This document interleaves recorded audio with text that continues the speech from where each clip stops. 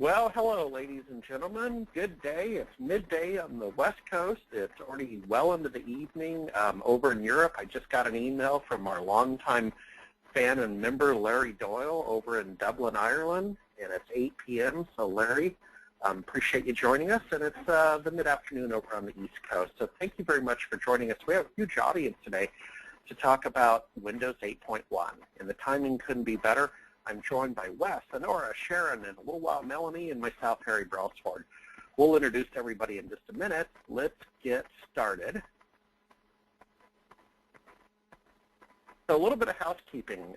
First of all, if you are live, if I could have you hit mute until you start talking so we don't have background noise. And then if you could use the chat feature for the audience, use the chat feature to ask your questions. I predict we're going to have a lot of them. And I'll tell you why. Wes just conducted a Windows 8.1 webinar about 2 hours ago, and they had a lot of questions. And so, Wes, I appreciate you. We feel like it's a Sunday morning talk circuit that we have you on all the networks.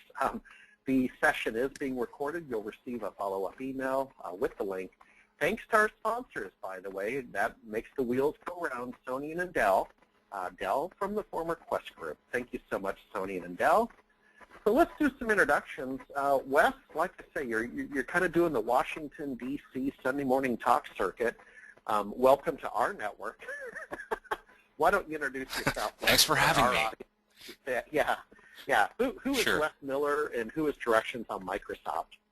So my name is Wes Miller. I'm a research analyst at Directions on Microsoft. We are an analyst firm that just covers Microsoft, their roadmap, their licensing, and can describe most of them to a very deep level, but we don't focus on any other vendors. And I cover Windows and Windows Server, and to a small degree still covering some SharePoint, SQL, and Office 365, so transitioning those to other people here. Excellent, and I think we share, I say this every time, that we share a background that I grew up in Alaska, and I believe you went to the University of Alaska Fairbanks, so good on you. There we are. Onuora, you're down here in Pasadena, where I happen to be, and I'll talk about that in a moment. You and Wes and myself and Tony Bradley were on the Windows 8.0 panel about 18 months ago up in Redmond when 8.0 came out in preview mode. And at that time, your website was called Windows 8 Update. You've changed the name to Eye on Windows. So first introduce yourself, and then tell us what you do and maybe why you changed the name of your website. Sure. Hi, my name is Onuora Amobi. I'm the founder and CEO of EyeOnWindows.com. 4 years ago, I started covering Windows 8 on a blog called Windows 8 Update.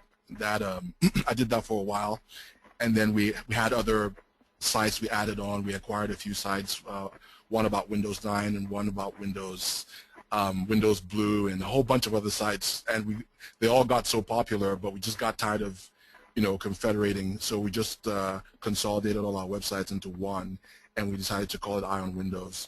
The site has expanded. We have about 10 writers full-time now, so it's going really well. I've been covering Windows 8 for the past 4 years, and I'm excited to be here. Well, and I appreciate your time, too. Everybody's busy. Really appreciate your time. And like I say, huge audience, a lot of excitement. Sharon Fry, you're a career trainer, friend of the family of SMB Nation. You're out doing the good work. So tell us a little bit about introduce yourself, your background, and then tell us what you're doing now. Okay, so I have been a trainer officially for, I think we're going on like 8 years now. Unofficially, since computers came into the workplace. I'm all about the end user, so if it's Office or SharePoint or any of the other applications, that's what I spend my time training and consulting on. Meanwhile, this summer, we unfortunately lost John Isulo, founder of the Computer Outlook and the Outlook Foundation, and I have stepped in to help his wife Christine continue on with the work of the Outlook Foundation. And the Outlook Foundation repurposes computers for donation to under-resourced children and military personnel that are being deployed. So that's the work we're trying to make sure we continue. Exactly, and I'll have the URL later. And folks, the sort of, let me translate that is, you look at things like going to Windows 8.1, perhaps leaving Windows XP, but you're going to have an inventory of used computers, and the Outlook Foundation will be happy to accept those from you. We have Melanie Goss, the Microsoft Princess, out of Manhattan. Now, she's actually in a meeting until 12:30 Pacific, so she'll join us a little bit later, and we'll quickly get you up to speed on what Melanie's up to. But she's got a very popular radio show on Tuesday mornings, the Microsoft Princess, in excess of 300,000 listeners. Let's go ahead and a couple of quick announcements before we get going too quickly. As always, just some SMB Nation announcements. So yesterday, we launched the Million Mile Windows XP Migration Worldwide Tour with the support of Lenovo and D&H and some other sponsors. That's our picture last night at the Partner Pizza Party. We have a daytime lunch and learn for customers, and then a partner event at night. That's the Microsoft store over at Century City. And like I say, I just happened to be in Onuora's hometown of Pasadena, California, for about the next 6 hours before I fly home. And you got good weather down here. I'm going to move down here like 32 million other people did. And then finally, the SMB Nation peer groups.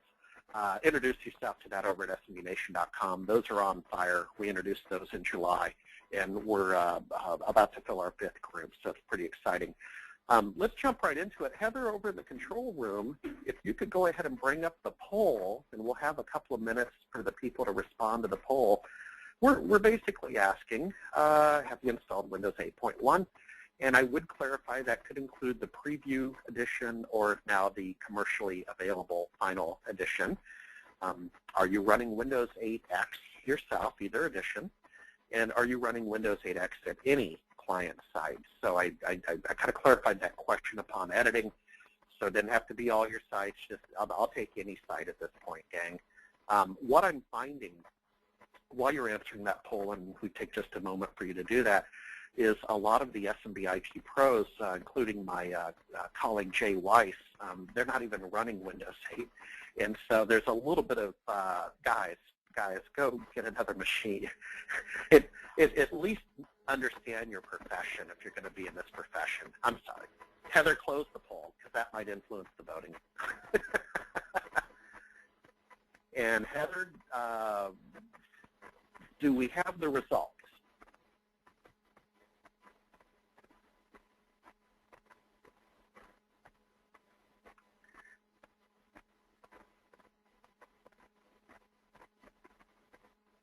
Okay, here we go. I have the results, folks. I don't have them on my screen. My volume is lower than the other speakers. Heather, thank you very much. Folks, let me know if my sound's better.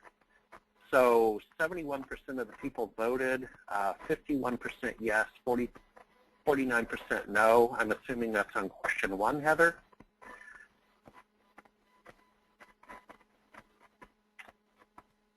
Okay, and then question 2.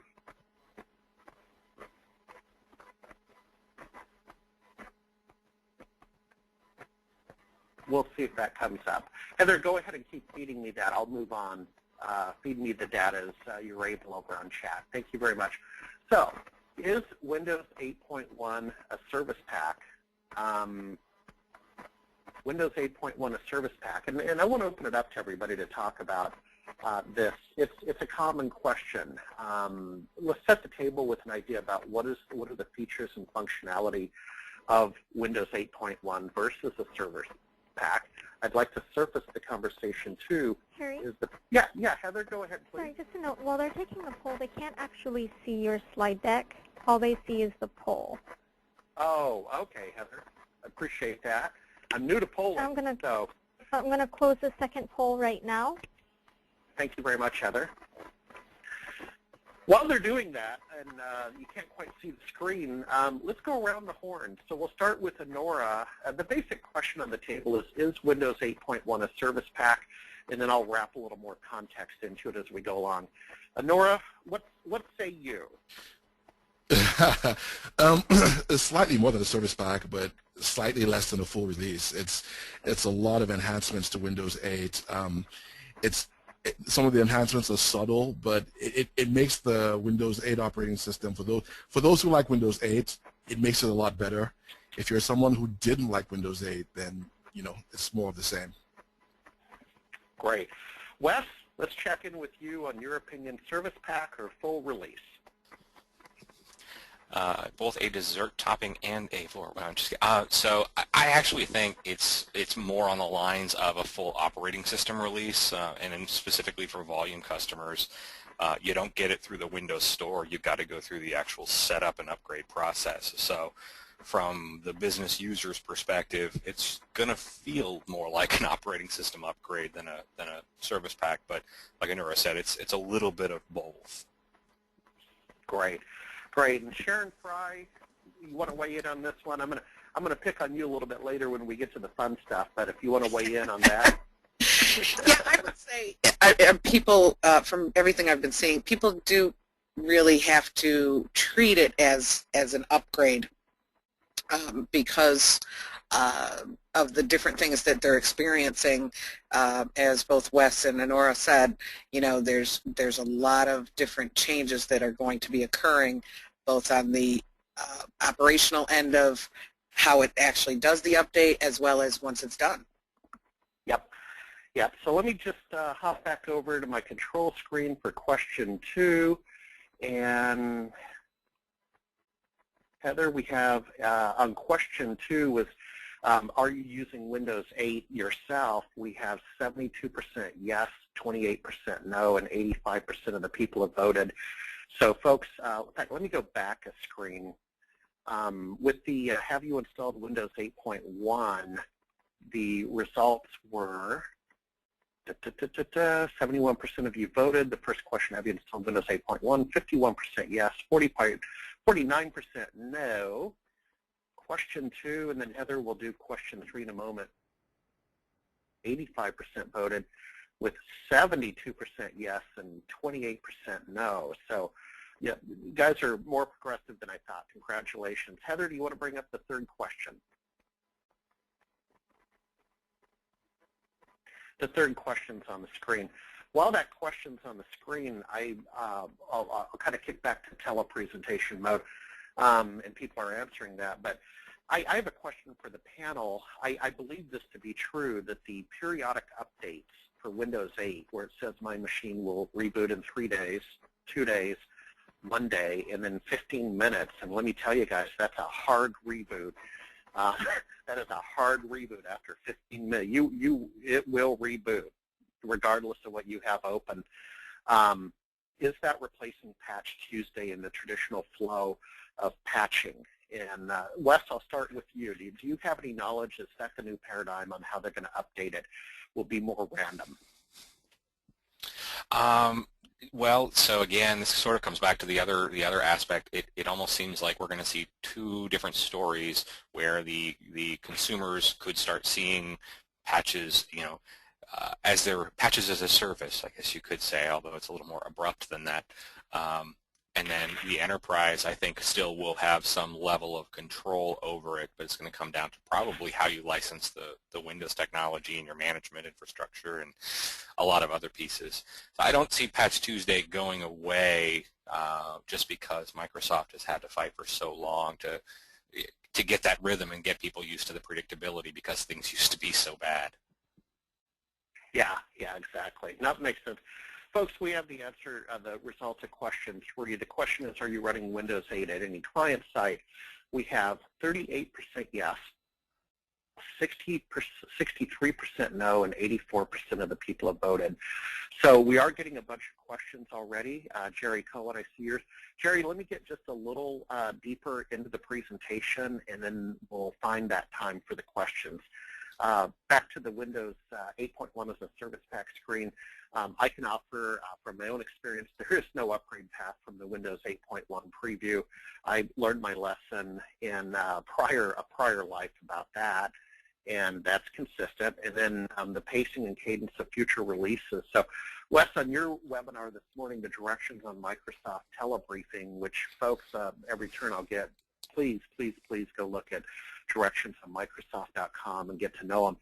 Wes, you had a good conversation here about the cadence of future releases. I believe you said it's your understanding each October will be a significant milestone for releases. Well, that's what we're sort of theorizing. There's others. What's funny is there's implications in terms of volume licensing that could actually impact when we see a retail upgrade.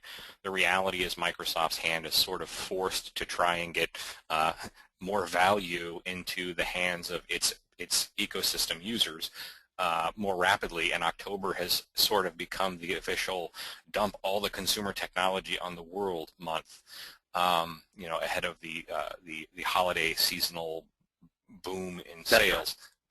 So I think we're going to see a lot of October releases. We could see stuff falling out into later seasons or later, likely into the first quarter of the following year, because that's actually more interesting to server customers in particular, and it has some implications on licensing that are beneficial to Microsoft and not necessarily beneficial to customers.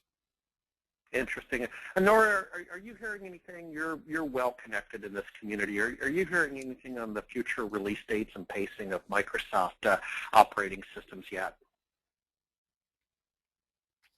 Not yet. I mean, I think a lot of my people are still trying to get their heads around Windows 8.1 and all the functionality. In terms of new releases, I haven't heard anything new about that. Okay, no problem. All right, so let's get serious. So this is the West slide. And with compliments. Folks, again, if you want to just introduce yourself to Directions on Microsoft, I'd appreciate it.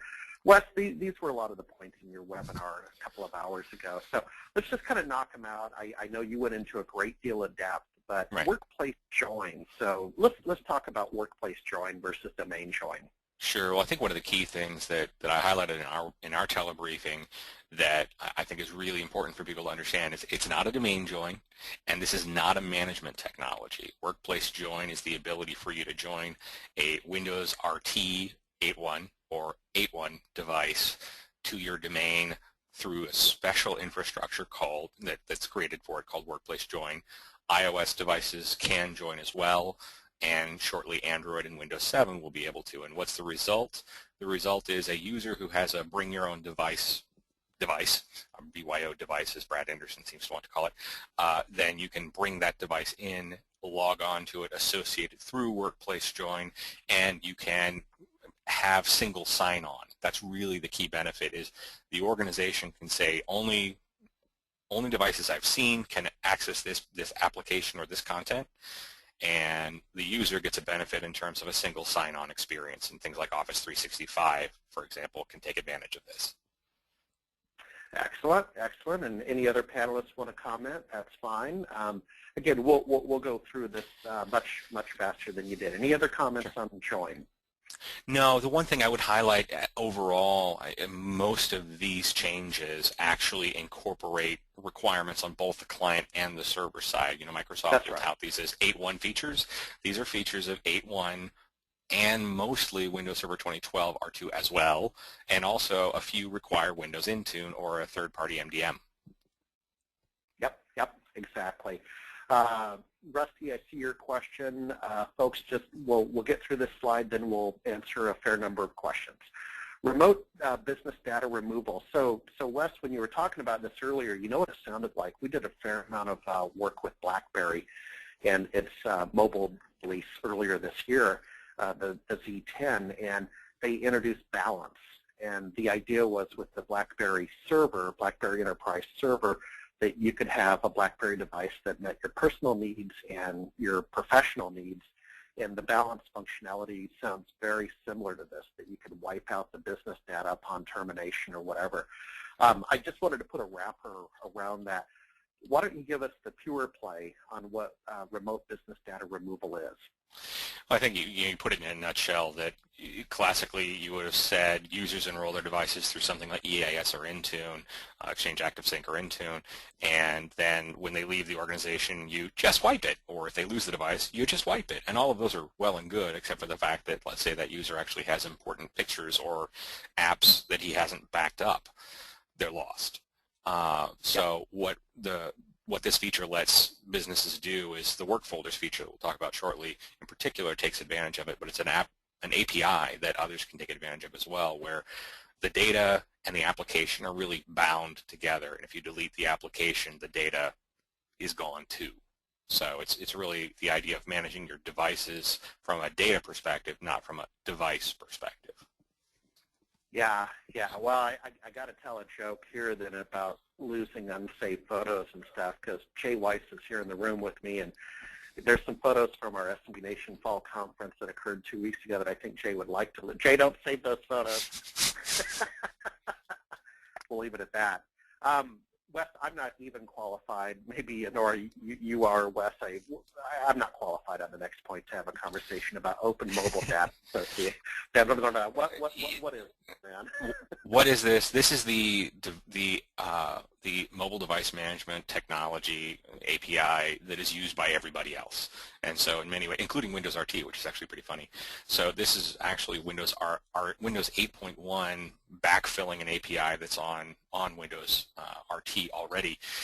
And it's kind of funny because if you remember, before we knew the whole story about Windows RT, everybody complained, well, gosh, what if Microsoft, the whole great thing will be Microsoft will have one management story that'll work great for everything. And then we saw that RT had one thing and 8 had another. And what this actually does is it bridges them, but it bridges them the back way. So you'll be able to manage your 8.1 devices just like you can your RT or RT 8.1 devices through, both through Intune, of course, which uses OMA-DM as well, but through AirWatch, Mobile Iron, and a ton of other MDM vendors, mobile device management vendors. So it's just sort of playing well in the ecosystem. The thing you don't get is group policy. This is like light touch management. It's not hardcore lock down some settings kind of thing. Okay, and I'm imputing that here again. You said it once. I'll say it again, that there's the dependency on server 12 R2 for this functionality. And Intune or an MDM as well too. Okay. The user interface. Now, I did understand this part of your telebriefing this morning. And what was interesting to me was the customization capabilities. But there's also a hook to my final point at the bottom about the different licensing programs or the different ways that you have Windows and the customizations you can do. So let's talk about the user interface in the context of what you shared this morning. Well, I think the main thing is a lot of people have been unhappy with, well, let's take it a step back. If you just roll out Windows 8 as it is into your organization to desktops, and your users were used to Windows 7 or anything before, they may have found it a little bit jarring, to say the least. And what 8.1 does is it gives you some, not all, but some configuration options that lets you make moving to 8.1, moving to the modern UI and the start screen a little bit less jarring and also a little bit more comfortable for, I like to call them mouse-bound users in particular. So, just a couple of configuration options that are there. What do you log on to first? The start screen, which is the default for 8, or do you log on to the desktop? It's really just a point me to the right instead of the left kind of thing. And there's a bunch of other configuration options that you can do, several. Also saying who opens an application, who opens a file type. Does it open in the modern UI or does it open on the desktop, which is, it seems like a trivial thing, but it's actually really important. And the longer you use Windows 8, the more you'll realize why, because it can be very jarring to go back and forth when you're trying to stay on one side. You're more comfortable with it, and it throws you to the other one. Yeah, exactly. Hey, Wes, this is Onuora. Just a quick question. I imagine going forward, Microsoft is going to have to create a lot of tools to, at a very granular level, allow users very selectively to access very specific tiles on the start screen, because a lot of the tiles on the start screen are, I would say, more for casual use and for the home consumer. And I can't imagine rolling out a Windows 8.1 device and letting people, to have all the stuff. Exactly right. Because I would imagine if I'm an enterprise, I'd want to roll out stuff, tiles that are actually business tiles, business application tiles, and have those tiles be the tiles that my users have access to, not everything else. That's a great segue. So there actually is the ability in 8.1 to customize the start screen itself. However, this alludes back down to Harry's final point on this slide, which is licensing implications, because you can do exactly that. You can sit there and manipulate what the default start screen should look like, hide the mail app because you use Outlook, or hide this because you use that instead. But the problem is that it's bound to Windows Enterprise Edition, so it requires, you only need 5 licenses, as Microsoft will point out, but it does require software assurance in order to get it. So it's kind of a good news, you can do it, but bad news, you might not be able to do it from a licensing perspective. Yeah, and I'll tell you, Wes. In fact, Wes, I'm going to come over and have coffee with you again. It's been a while. I spent a lot of time in Microsoft OEM this summer on the XP migration project, and there's a whole implication about selecting software assurance and volume licensing versus the OEM purchase and the OEM, the licensed IS with the device with OEM. Yeah, darn it, we'll do another webinar someday. That's a whole other hour, but you've hit on something. Let's move on. Let's talk, if you're agreeable, let's talk about work folders. I loved your analogy, or at least you made it understandable for me when you kind of talked about it being like it's similar to SkyDrive, but more robust. Let's talk about mobility work folders. Sure. Work folders is really the idea that you've got a set of folders synchronized wherever you are. Users access them in the same way that they would have accessed file shares historically, and in fact you can relatively easily convert a set of file shares into work folders. Big caveats are right now it requires one of the 8.1 clients, and it requires the 2012 R2 infrastructure, NAD, and ADFS. So a lot of these things require some heavy lifting in a larger organization in order to actually get it working. But the important thing is that it then has those files, they stay on premises or synced to devices where they are, as we talked about earlier, encrypted using EFS, and Work Folders actually uses that remote business data removal feature to control when you want to delete business files, you can delete those business files. So it's a pretty powerful feature. The one thing that's kind of complicated about it is the infrastructure requirements, and it's also a little bit confusing because right now Microsoft has 3 or more internet-bound synchronization stories when you look at Work Folders, SkyDrive, and SkyDrive Pro through SharePoint. So probably going to see some consolidation and header, homogenization there over time, but right now we've got 3 different stories going on. Yeah, absolutely. Hey, Sharon Fry raised her hand. Sharon says, Harry, can I mention a MS Press free ebook?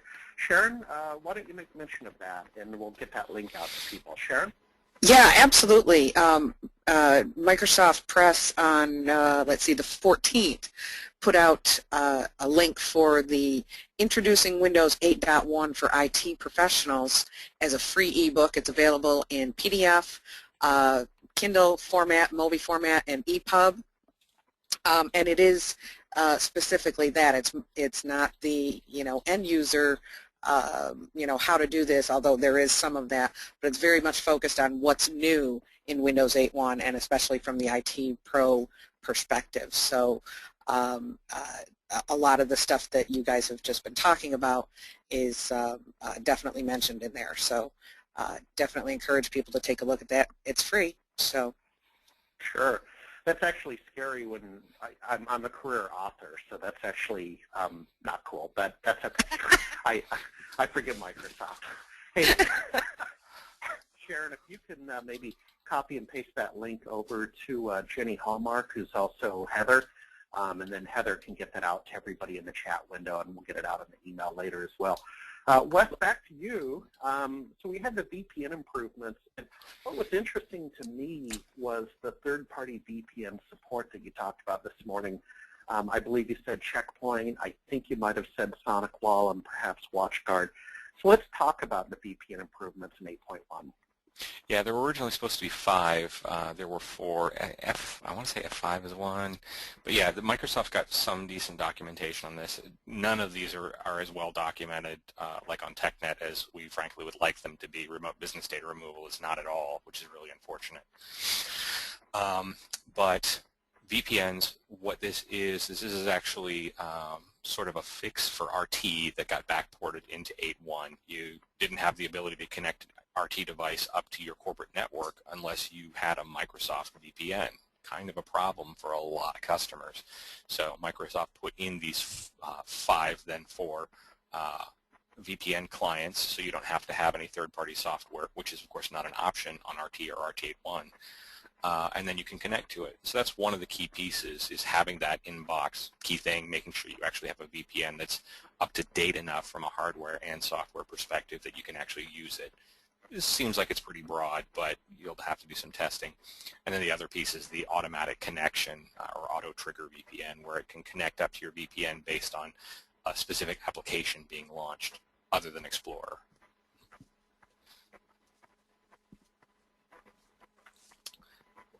So.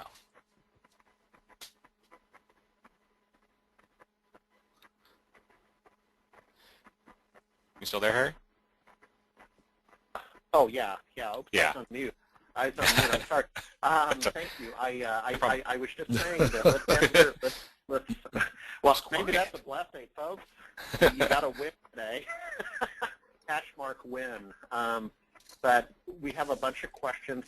Can I ask the panelists a question? Are you still seeing the slide on the screen? I'm working with a single monitor today and trying to expand the questions but not show the questions. Please confirm you're seeing the slide and not the questions. The slide is there. Okay, thank you very much. I want to protect people's privacy. So Jerry Cohen makes a comment, and then he has a question. Thank you, Jerry. Jerry says, first, I was skeptical, but 8.1 works great so far, about 1 week. He follows up with a question, why does the installation wipe out Office 2013? It's also a Microsoft product. So I'm assuming Jerry's talking about going from preview to the gold code. Onuora, anyone have an idea about wiping out Office 2013 upon installation? Oh no, I started with a brand new install, so young person. Yeah. Go ahead. I know that they had said, and they tried to enunciate it several times, which made it sound really bad to me, that you wouldn't want to deploy 8.1, anything in between when we first saw it and when it shipped, and then try to upgrade that with apps to the final release because it would break things. And I've definitely heard from people that that's the case. You know, going from 7 to 8.1 supposedly will work, and 8 to 8.1 final version will work, but you don't want to have, like Onuora said, you want to repave. Yep, exactly. The next question's from Rusty Brown, a man after my own heart. Ladies and gentlemen, he lives in Jackson Hole, Wyoming as an MSP. I mean, how cool is that? That's good skiing. So Rusty, welcome aboard. Rusty is saying the biggest issue is the lack of support for IE11, which is part of the upgrade on most websites, many of them Microsoft sites. Wes, why don't you take that one first, because you guys hit that head. You or one of your other analysts hit that one head on in the Q&A this morning. Right. Yeah, this is pretty uniform. We've heard this from our members. We've heard it from people we've talked to personally. You know, IE11 makes some pretty broad attempts to try and make itself look like other browsers, so it doesn't bump into the hacks that have been used over the years for IE. And the problem with that is a lot of those pages like hard code and they say it is IE, and so you get a varying degree of success. Sometimes they still block it because it's a newer version of IE. Other times you get it blocked because it has no idea what browser it is, or it tries to serve it a page based on what it thinks it is. So you can make some modifications through the developer tools to get these things to work, but you know, at the end of the day, there's only so much that that you can do internally to make this work. I think there's a lot of testing you have to do, both with your internal web apps, with external apps that you use, and sites that you use frequently to make sure that they work with 8.1 and IE11. And you know, just to throw out a name, if somebody is running into this problem, there's I will say he's a friend of mine. There's a couple of guys who are ex-IE employees who left many years ago and started a company called Browsium, and they have some technologies that can resolve a lot of these kinds of issues. So you can custom code your apps and sites to make them work a little bit better, and that may be the kind of thing that you have to put in place in order to get this to work across all the apps you need. Alrighty, thank you. We have T. Kirschbaum asking, when will Windows Win 8 RT disappear, and why was it ever created? I hear you, brother. Why was it ever created? You mind if I grab that one? So the tale of Windows on the ARM processor is actually older than the tale of Windows 8. It goes back to when I was a Microsoft employee. I left in 2004. We actually started work on Windows on ARM back in 2003. We had a different idea back then, but the whole idea was to get Windows onto low-powered processors. Well, so that was one idea. The reality is, ARM has become the standard for tablets, for low-powered tablets in particular, and you're absolutely right that Windows, as it is on an ARM, is a horrible experience, especially with what we saw on pretty much all of the RT tablets last year. I think with the arrival of the NVIDIA, the new ones that we're seeing this year, both the Surface 2, both of them, both from Microsoft, the Surface 2 and the NVIDIA 2520 to arrive later this quarter, I think we're going to see enough performance that it will work. But the reality is you still only got Office now plus Outlook, and you're really limited to what other Windows Store apps. So why was it created? It was created, in my opinion, as a game of chicken. Because we were in a world where Intel wasn't necessarily going to make the power numbers that they needed to build these low-powered, low-weight tablets. They hadn't for years. And so ARM really was the only way forward. And Microsoft sort of took that gamble. And at the end of the day, I think they are probably going to walk away from it. They've never been able to take Windows to any other processor, and I don't think RT will last forever. Windows on the ARM. Outside of phones, I don't think will last forever. It's my now, perception. you're I don't think. I think it'll be gone. Oh, I'm sorry. I was going to say I think it'll be gone before the end of 2014. Hey, if I look hard enough, guys, I can still find Windows NT Advanced Server for the DEC Alpha chip. Okay, from 1990. Oh, Windows has been ported to, I believe, 8 processor architectures now, but the important thing is outside of x64, it has not survived on any of them. Exactly.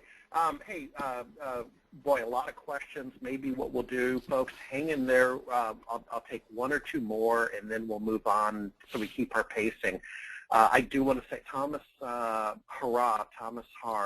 is asking the name of the book, folks. The book that Sharon recommends from Microsoft Press is Introducing Windows 8.1 for IT Professionals. So you can certainly Bing search engine that. Ha, ha, ha. Bing it, baby. Final question for this round, folks, because we got a lot of them. David Boucher is asking, I am patching and monitoring client systems with Windows Intune. Patching has been coming intermittently for a couple of cycles. I ask MS Intune support about the plethora of patches outside Patch Tuesday. MS said patches will come per OS and not necessarily on the second Tuesday of the month going forward. Thank you, David, for that clarification. Why don't we knock out one? Any comments on that? Or I was just going to say that's really unfortunate. We'll have to clarify it on our side too. It doesn't surprise me, but that just means that the people who remembered why Patch Tuesday started don't work there anymore. Okay. All right. Cool. Let's see. Final question for this round, and we'll get back to questions later. This is from Chef Otira. Chef Otira, thank you. A lot of business users are reluctant to upgrade to Windows 8.0. Others want to go back to Windows 7. Why is that? Onuora, why don't we have you field that one? Why the love for 7 and the hate for 8? Where do I begin? How much time do we have again? No. No, it's interesting. I decided to upgrade my work computer to Windows 8 and now subsequently 8.1. This is like several years after the release of this operating system, and It's funny.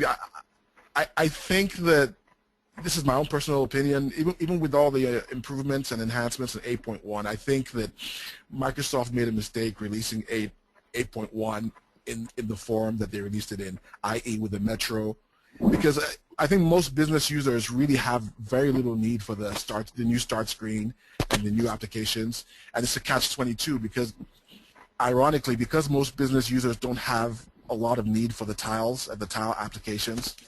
The question now becomes, will they have developers develop apps for those tiles because they don't really need them? So it's this like catch-22 cycle that keeps going round and round. I'm personally using it as my main computer right now, but I find myself using literally about 5 to 7% of the entire operating system. I'm just in the desktop. I'm doing all the stuff I did before. I don't use the tiles. I'm now reviewing a Surface Pro 2, and it's a totally different story with the Surface. But for a desktop computer and the computers that most enterprises use on a day-to-day basis, I don't see what the enhancements are, to be honest with you. There we have it. Okay, I'm going to keep us moving along. We're going to have a little fun now. Sharon, I welcome some of your contributions as we shift over to a little bit lighter conversation, but thank you, Wes, for keeping us honest. So you install the Windows 8 update from the Windows Store, folks, and I did it the other day during Thursday Night Football with the Seahawks, and it took 90 minutes. Now, I want to offer this, that it may have taken me 90 minutes because I was glancing away from the screen, and I believe I answered all the licensing questions, and next. It did several reboots, and so it's possible that the 90 minutes was because I was inattentive, and it's an attended function. I'm just curious if any of the panelists have done this process, and what time frame you're working with it. The duration seemed quite long. Yeah, I did. I downloaded it from the store. That's Windows 8.1. It took about 2.5 hours to download, and then when it did download, it was pretty quick install, like 30, 45 minutes maybe. Well, I was going to suggest that, I've also anecdotally seen all kinds of different time frames. Maybe, Harry, you actually had an advantage doing it during Thursday Night Football because other people were not doing it, so you didn't have the traffic that you might have had at a different time. Yeah, exactly. I know everyone's very keen on watching the Seahawks this year.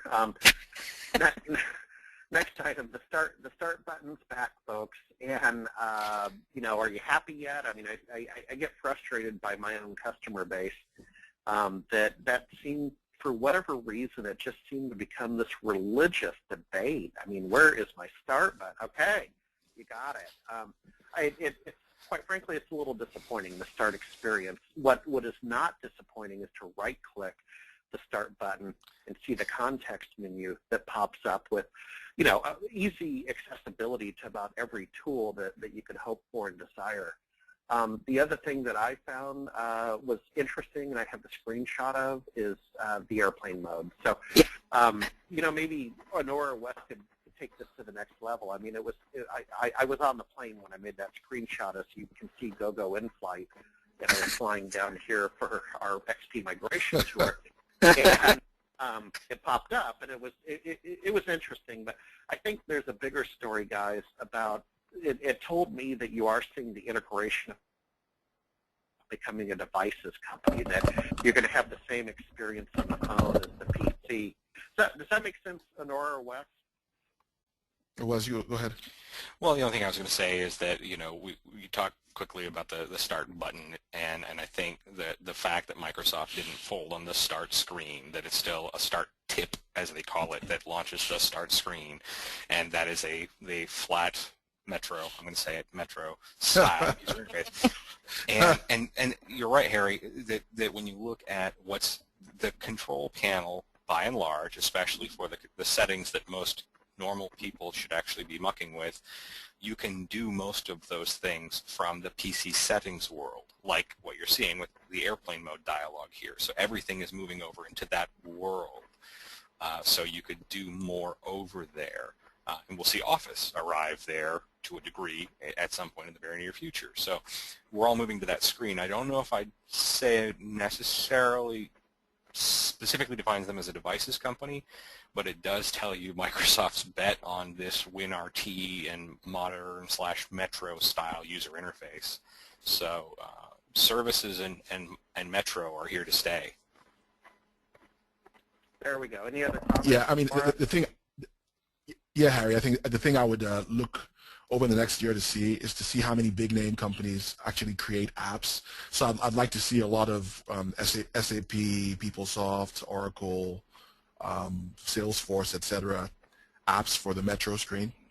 And it'll be interesting to see by the end of next year how many of those enterprise business applications actually take advantage of the tiles, or just stay on a browser and just decide to skip that step. Yeah, interesting. Harry, I would just say, back to what you were saying about the start button, it's, I think the biggest thing is it's change, and you know how everyone feels about change, and for it to be such a drastic change, just like Office 2007 was a drastic change, without giving any real benefit to people.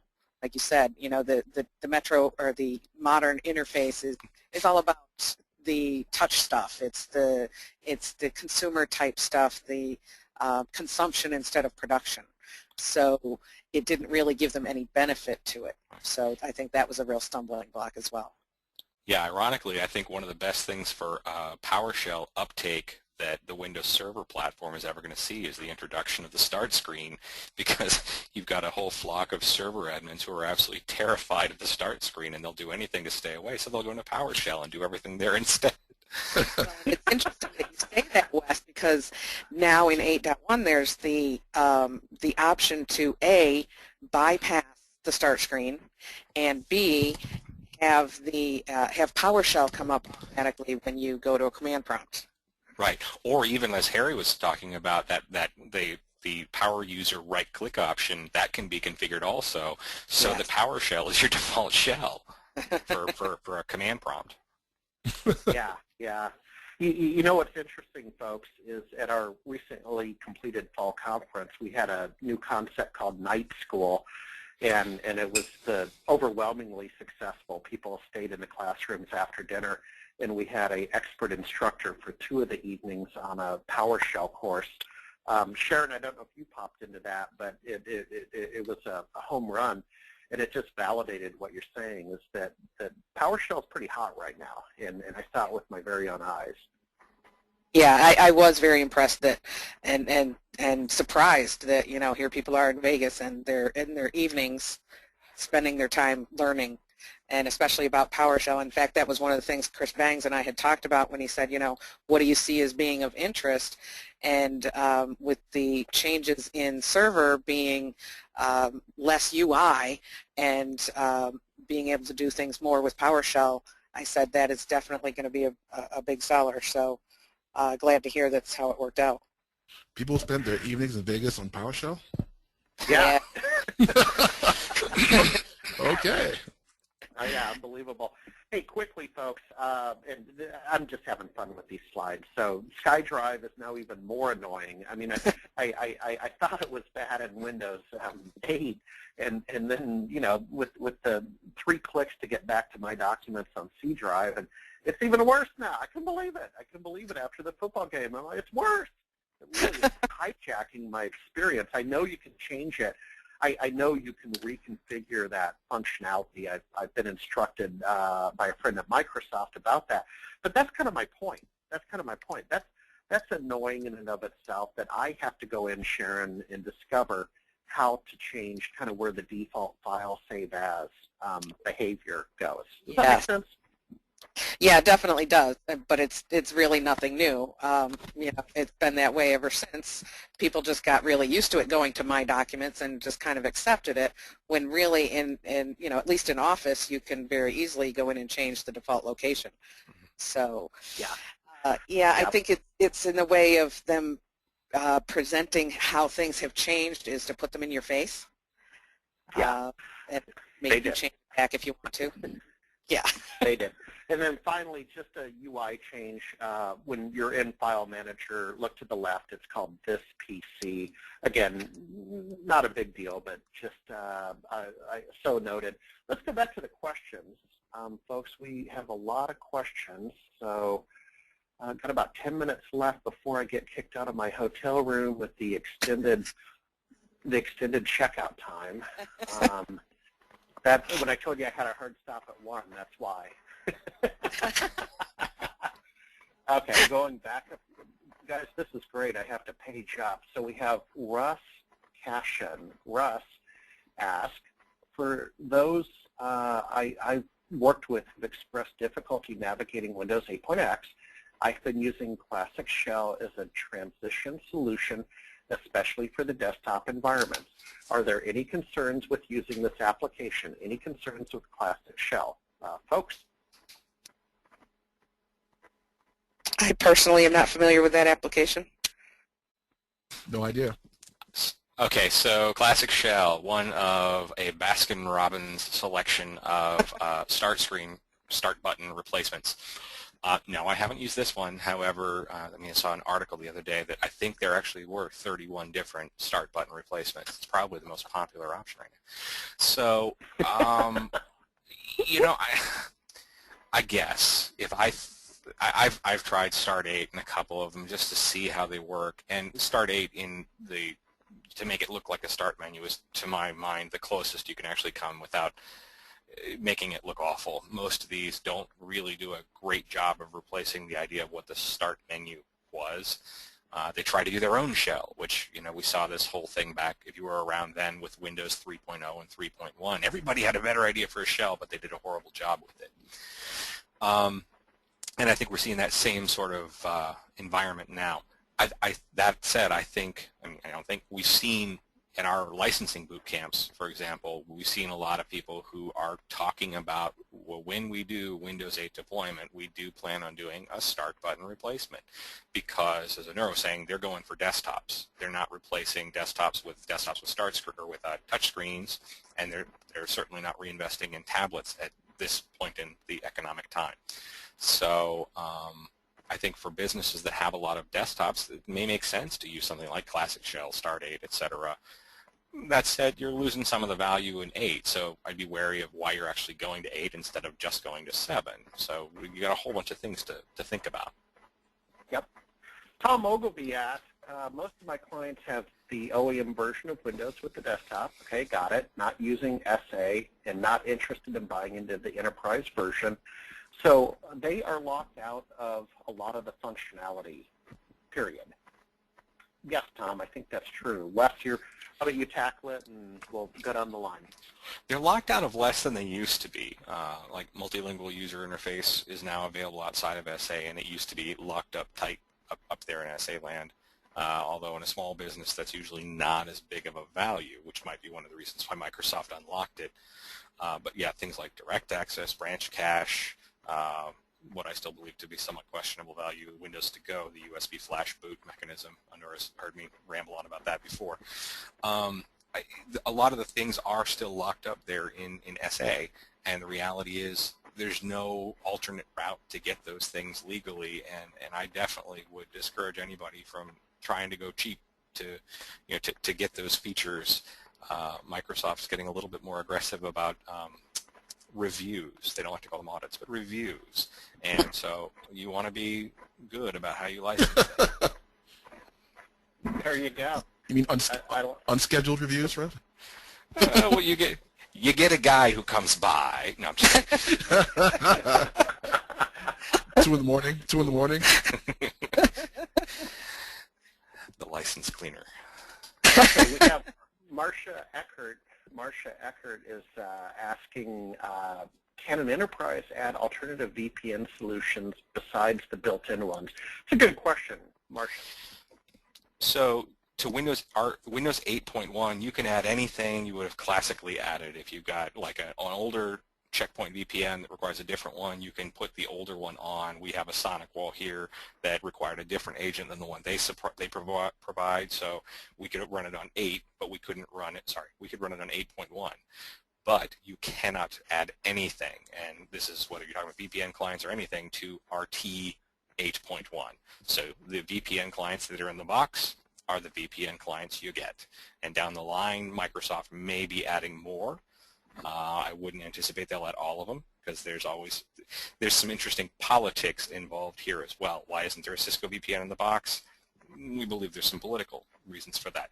So, you may see those kinds of things down the line, but you can't add them yourself, unfortunately, to RT. You can to 8.1. Okay, thank you. Here's a statement, and then a couple more questions. That'll take us right up almost to the end of the webinar. The statement is from Chris Pace. Upgraded 8 to 8.1 on the 17th. Non-domain workstation went well, period. 2 items noted. Number 1, lost some custom settings such as fonts and lock screen image. Number 2, yeah, I agree with that image. That happened to me too. Number 2, forced to input MSID credentials, not required in 8. This replaced the primary logon credentials at first post upgrade login. Otherwise, it's running well, and Chris goes on to say, what's the big deal about the start button anyways?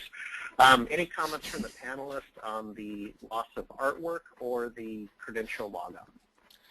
Well, the artwork one's probably due to the synchronization of settings that, it's going to wind up paving over some of them, especially if you had another instance of 8.1 out there that it wanted to bring down and synchronize. So we're in that weird world where the things on the OS and the things that we synchronize down, Microsoft may understand how it all matches up in the end, but I sure don't yet. There you go. Okay, let's see. Sunny Badalera. Sunny, great to have you on again out of Canada. Sunny is saying, what are the gotchas in a mixed environment of Win 7 and Win 8 and Win 8.1? That's a good question. So are there gotchas, concerns about compatibility with the mixed OS environment? You want me to grab that? Yeah. Okay. So, not really, especially when you're looking at Windows desktop applications. If it runs on 7, it'll probably run on 8. It'll probably run on 8.1. You got, I think, 3 key areas of concern. Harry, you should have grabbed that other slide of mine. But it really comes down to devices, your device compatibility. There's some stuff that's in 8.1 that can't go back. So the bigger point is if you've got 7, 8, and 8.1 out there, there's some features that you can't have for 8.1 until you've deployed an infrastructure for. Same way as with 8, but 8 was so much more about consumer. So it's really, are you going to get all of the value out of each one of those versions of the operating system with the same infrastructure? You probably can, but you're going to run into a couple of, I was alluding to a couple of pain points where versions of Internet Explorer in particular can be problematic. I'll loop back to that real quick. Because you can't put IE 11 on Windows 8, for example. It can only be on 7, and it can be on 8.1. The way to get IE 11 on Windows 8 is to upgrade it to Windows 8.1. So if you have a lot of web apps, you're going to have a problem there if you have to tune things to go to 11 and not be happy with 10. So that's one of the key things that I would watch out for.